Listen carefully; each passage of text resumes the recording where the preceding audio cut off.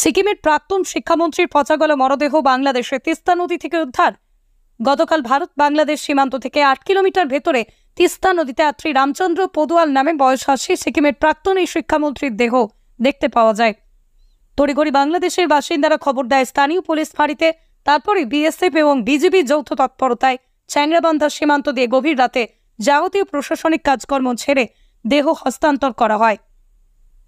সিকিমের ছোট সিংথাম এলাকার বাসিন্দা তথা সিকিমের প্রাক্তন শিক্ষামন্ত্রী আত্রী রামচন্দ্র পদুয়াল গত ৬ জুলাই থেকে নিখোঁজ ছিল। থাকার খবর বাড়ির লোকেরা নিকটস্থ পাকিয়ং থানায় জানায় এবং অভিযোগ দায়ের করে।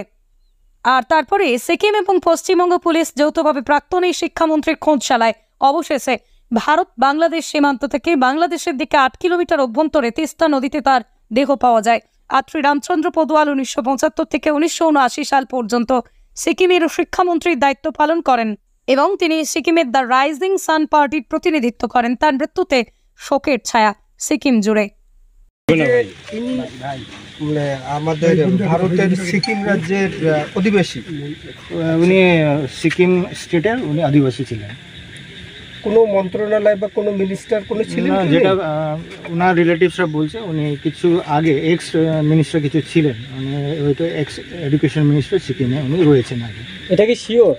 আচ্ছা, এটা ওনার রিলেটিভসরাই আছে। ওনার উনি কি কারণে নিখোঁজ হয়েছিল এটা কি আপনারা তদন্তে পেয়েছেন যে কেন নিখোঁজ? এটা তো সিকিমে একটা জিডি হয়েছে, ঠিক আছে, জিডি রেফারেন্স হয়েছে। সেই জিডি ওনার সিকিম পুলিশ বেঙ্গল পুলিশকে কন্ট্যাক্ট করেছে। কন্ট্যাক্ট করে এখানে আমরা বাংলাদেশ আপনার বিডি পুলিশ সঙ্গে যোগাযোগ হলো। এখান থেকে একটা বডি পাওয়া গেছে। সেই বডির যেভাবে আইডেন্টিফাই হয়েছে সেটা ছিল একটা ঘড়ি ছিল। সেই ঘড়িটাই মেন আইডেন্টিফিকেশনের জন্য একটা চিহ্ন ছিল, ওটাই নিয়ে ওনারা আইডেন্টিফাই করেছে রিলেটিভ। স্যার আপনার নামটা? আমি এসডিপি মেকলিগঞ্জ, আমার নাম আশিস সুব্বা।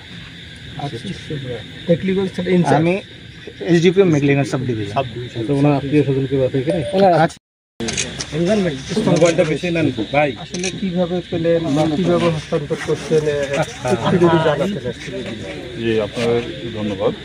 আমরা গতকালকে 10:41 আমরা জাতীয় জরুরি সেবা 999-এর মাধ্যমে সংবাদ পাই যে আমাদের লালমনিরহাট জেলার আদিতমারি থানাধীন মহিষখোচা ইউনিয়নের একটি চর, যে গোবর্ধন গ্রাম, এই গ্রামের একটা তিস্তা নদীর চর। এই নদীর চরে একটা ডেড বডি ভেসে আছে। আমরা তাৎক্ষণিকভাবে যাই ওখানে, আমাদের পুলিশ সুপার স্যার এসেছিলেন, আমরা ডেড বডিটাকে উদ্ধার করি।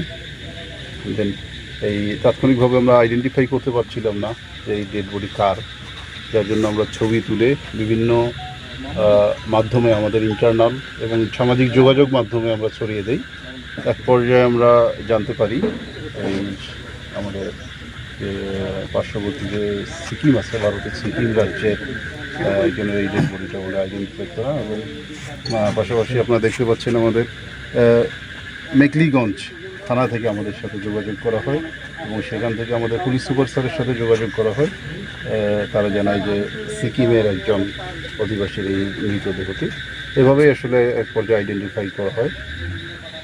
আর আজকে আপনারা দেখছেন যে আমরা ডেড বডিটা পোস্টমর্টমের পরে আমরা এখানে নিয়ে এসেছি এবং এখন হস্তান্তরের প্রক্রিয়া চলছে। ধন্যবাদ। আপনার বাইক কেনার স্বপ্ন এবার হবে পূরণ, কারণ আমান হোন্ডা নিয়ে এসেছে একেবারে স্বল্প ডাউন পেমেন্টে বাইক বা স্কুটার কেনার সুবর্ণ সুযোগ। বিনা অ্যাকাউন্ট, লো সিভিল, ন্যূনতম ডকুমেন্টে আজই নিয়ে যান স্বপ্নের বাইক আপনার বাড়িতে। অতিরিক্ত ছাড় পেতে আজই যোগাযোগ করুন বামনহাট আমান হোন্ডা শোরুমে। শর্তাবলী প্রযোজ্য। যোগাযোগ করুন 9002805414।